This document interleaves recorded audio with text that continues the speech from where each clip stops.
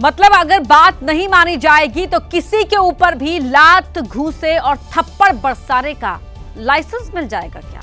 आप कहेंगे बिल्कुल नहीं। लेकिन महाराष्ट्र की राजनीति में ठोक नीति इसी कदर हावी है कि पार्टियों के बीच इसकी मिसाल पेश करने की होड़ मच गई है।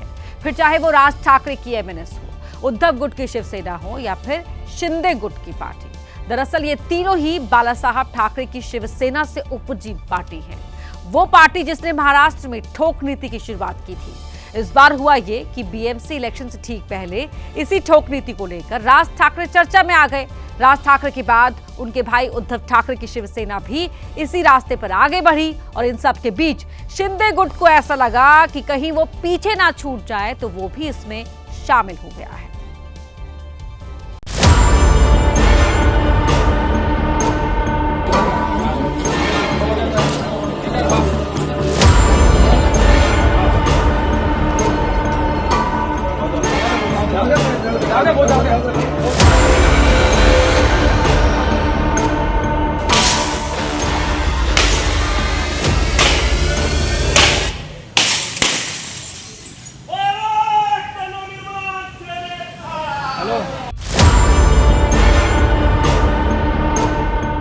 एक पण महाराष्ट्रीय माणसाला हात लागला नाही पाहिजे, नाही तर हा हात तुझ्या कुठे लटकेल रिक्षा चालवता कामा ते येणारा काळ सांगेल। ठीक आहे।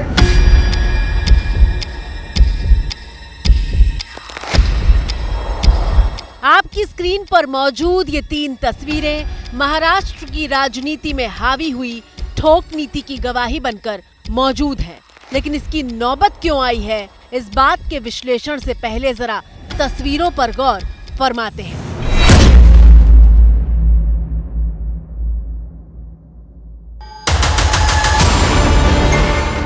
तस्वीर में एक्शन से पहले किरदार को समझ लेते हैं। बनियान और लाल रंग की टाल कमर में बांधे ये एकनाथ शिंदे की शिवसेना के बुल्ढाना से विधायक संजय गायकवाड़ हैं।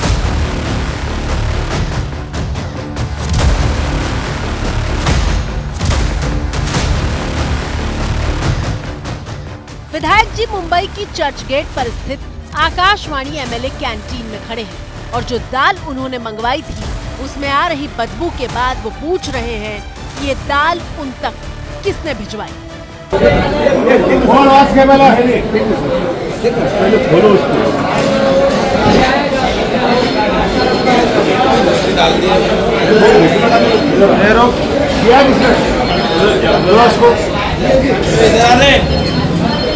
कई लोग दाल के पैकेट से आ रही बदबू पर हामी भरते हैं, लेकिन विधायक जी को वो चेहरा नहीं मिल रहा था जो खराब हो चुकी दाल उन तक पहुंचाने का जिम्मेदार था।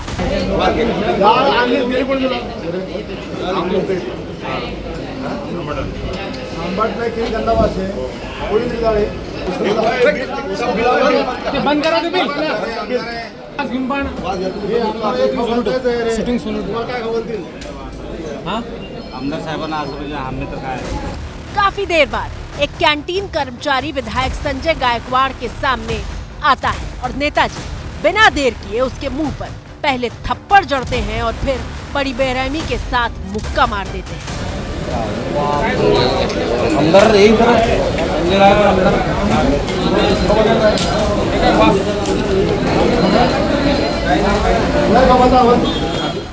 इस तस्वीर को देखिए, ये हमारे वो नेता हैं जिन्हें जनता ने चुना है, लेकिन ये खुद को कानून से ऊपर समझते हैं। जिसे मारा वो शख्स नीचे बैठा है और विधायक जी टेबल पर रखी थालियों में से दाल की कटोरियां उठा उठाकर उसे सूंघ कर चेक कर रहे हैं। इसके बाद विधायक जी से कैंटीन का कर्मचारी हाथ जोड़कर माफी भी मांगता है, लेकिन संजय गायकवाड़ का गुस्सा शांत नहीं होता। वो एक बार फिर से थप्पड़ और घूंसों की बरसात कर देते हैं। संतोष, ये जरा पैक कर आणि फूड एंट्री वाला बोलो। ठीक है।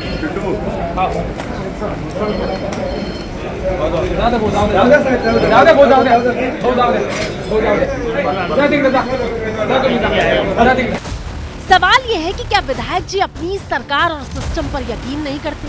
क्या एमएलए संजय गायकवाड़ को न्याय का एक ही तरीका मालूम है?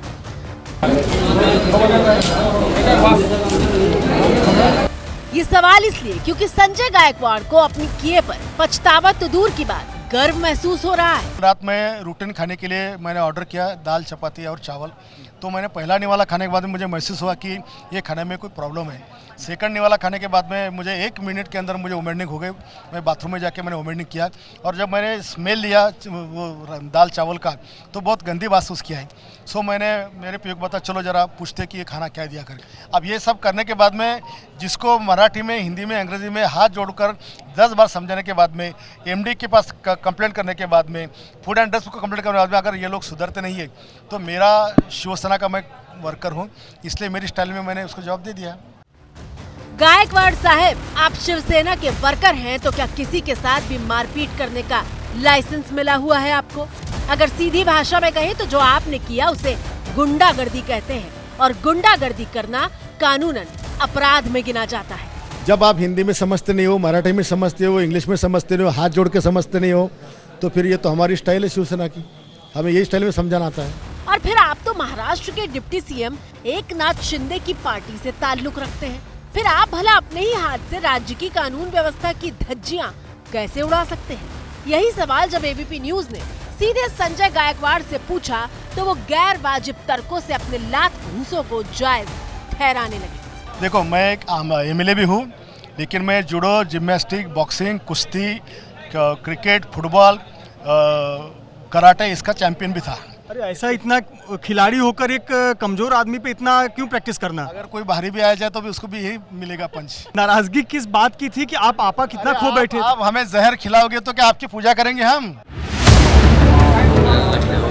वाह नेताजी वाह, आपको जूडो, जिम्नास्टिक, बॉक्सिंग और कुश्ती आती है तो क्या जहां मन आए वहां अपने इस कौशल का प्रदर्शन करने लगेंगे आप? मेरी तो मांग है राज्य सरकार से कि उनको अभी बॉक्सिंग का ब्रांड एम्बेसडर बनाया जाए और नया ड्रेस कोड लागू कर कर उनको भी अभी रिंग में उतारना जाए, क्योंकि आज उन्होंने ये दिखा दिया कि मैं कितनी अच्छी तरह से मारपीट कर सकता हूँ। और सत्ता का जो माज इन लोगों का आया है, इसलिए गरीब लोगों को मारने का काम इन लोगों ने शुरू किया है। कानून इनके हाथ में है, सब है, तो कानून हाथ में लेने की क्या जरूरत है? को यहाँ एक व्यक्ति को यहाँ पीट दिया क्योंकि दाल खराब थी, खाना खराब थी। आपको लगता है सही है ये? सही है ना? सही है ऐसे अगर खाना खराब है तो पीटना सही था? खाना खराब नहीं था, वो दाल अच्छी नहीं थी। हाँ, अक्सर यहाँ पे आते रहते। संजय गायकवाड़ ने किया, आपको लगता है सही है? नहीं, वो बिल्कुल गलत है। यहाँ थोड़ा सस्ता मिलता है और अच्छा भी मिलता है। जो हम जैसे बाहर गाँव से आते हैं तो हमें यहाँ सपोर्ट मिल जाता है। कैंटीन कर्मचारी की पिटाई का मुद्दा महाराष्ट्र विधानसभा में उठा जब शिवसेना उद्धव ठाकरे गुट के एमएलसी अनिल परब ने कार्यवाही की मांग की तो सीएम देवेंद्र फडणवीस ने कहा कि ऐसी किसी हरकत का समर्थन नहीं होगा। आणि निश्चितच अशा प्रकारचं वर्तन हे आपल्या कोणाहीकरता भूषणावं नाही। याच्याने विधिमंडळाची आणि आमदार म्हणून आपली सगळ्यांचीच प्रतिष्ठा, प्रतिमा कुठेतरी कमी होते आणि म्हणून निश्चितपणे मला असं वाटतं की अतिशय गंभीर बाब आहे। आपण आणि माननीय अध्यक्ष या दोघांनी याचा कॉग्निझन्स घ्यावा आणि या संदर्भात काय पुढील कारवाई करायची ते आपण करावी।